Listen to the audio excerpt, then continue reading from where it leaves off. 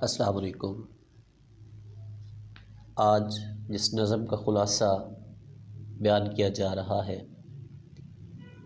وہ نظم 11ویں جماعت کی اردو کی درسی کتاب میں 9ویں نمبر پر آتی ہے۔ یہ نظم علامہ محمد اقبال صاحب کی لکھی ہوئی نظم ہے۔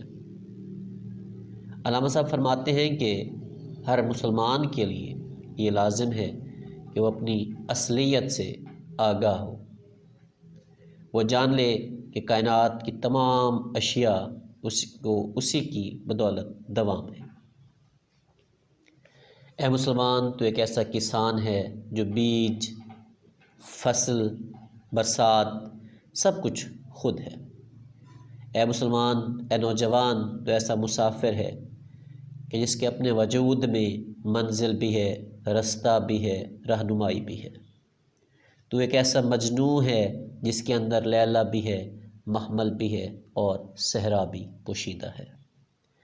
تو ایک ایسا میکش ہے جو خود جام بنانے والا بھی ہے، جام پلانے والا بھی ہے اور جام خود ہے۔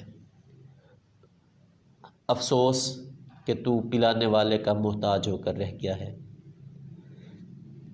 اے مسلمان، اپنے ایمان کی طاقت سے کفر و شرک کے ٹھکانوں کو تباہ و برباد کر دے اور باطل کے خس و خاشاک کو شعلہ بن کر پھونک دے،